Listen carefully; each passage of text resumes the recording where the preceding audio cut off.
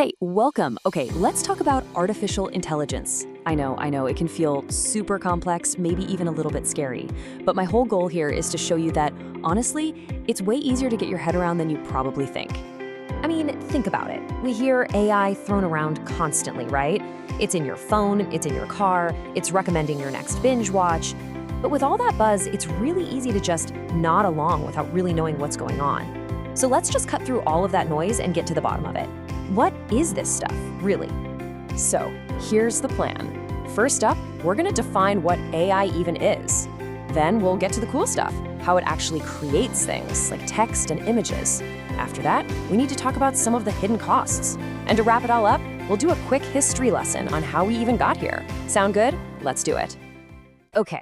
So first things first, let's start with the absolute fundamentals. Because look, before we can even get into all the crazy things AI can do, we've got to be on the same page about what it is. This part is all about building that solid foundation. You know, this is probably one of the most important things to get straight because it's where science fact splits from science fiction. Most of the AI you and I interact with every single day, that's what we call narrow AI. It's a total specialist, amazing at one thing, like playing chess or recommending music, but that's it. Then you've got general AI, or AGI. That's the stuff from the movies, a machine with human-like intelligence that can do, well, anything. The big takeaway? We are living squarely in the age of narrow AI. AGI is still just a theory. So how do you even build one of these things? Honestly, it's kind of like teaching a person a new skill, just on a massive scale. Step one, you gather a ridiculous amount of information. Texts, images, whatever. Basically, you give it a giant library to study. Step two, you let the AI just go through it all, finding patterns and connections on its own. That's the training part. And finally, you test it. You see how well it performs, and then you fine-tune it to make it more accurate. It's just this constant cycle of learning and getting better. Okay, so we know how AI learns. Now, let's get to the part that feels like actual magic. How does all that learning turn into creation? We're diving into generative AI now. How it goes from just understanding information to making brand new things from scratch.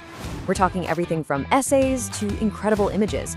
All right, if there's one single idea that makes AI text generation click, this is it. When an AI writes something, it's not thinking or understanding the way we do. Nope. It's basically playing an incredibly advanced game of autocomplete. It's just predicting the most likely next word in a sentence based on the insane amount of text it's been trained on. And it does that over and over and over again until you have a full paragraph that sounds like a real person wrote it. Now, generating images is a little different, but just as cool. Picture this. It starts with a canvas of pure random noise, just like TV static. Then you give it a prompt, say an astronaut riding a horse. From that static, the AI starts to gradually refine it. It shapes the noise, little by little, making it look less and less random and more like your prompt. Until, boom, you have a picture. It's like a sculptor seeing a statue inside a block of stone and just chipping away everything that isn't the statue. So, just to put a bow on it, text generation is all about sequential prediction, basically finishing a sentence one word at a time.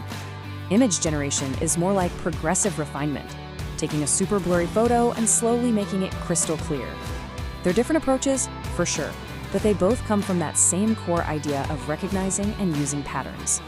Okay, we've seen all the amazing stuff, the how it works part, but that's only half the story.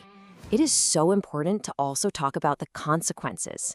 So now we're going to shift gears a bit and look at the stuff people don't always talk about, the real challenges, the hidden costs that come along with this tech.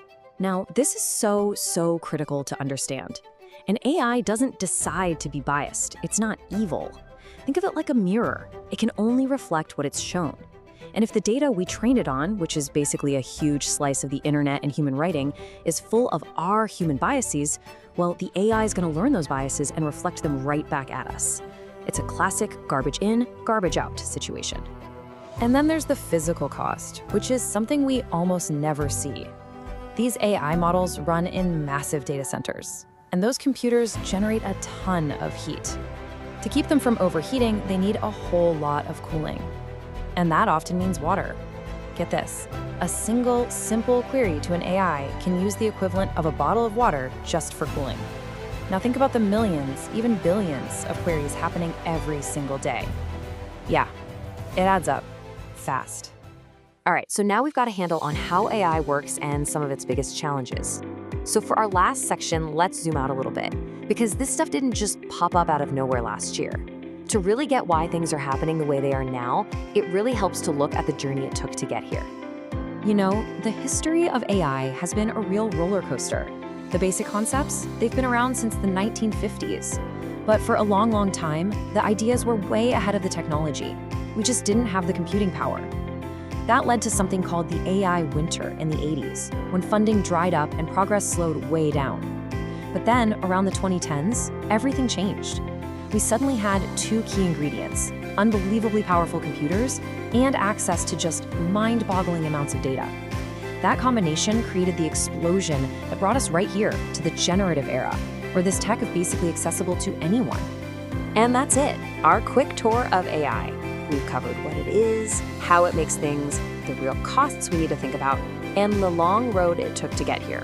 My hope was to take some of the mystery out of it and just replace it with some real understanding.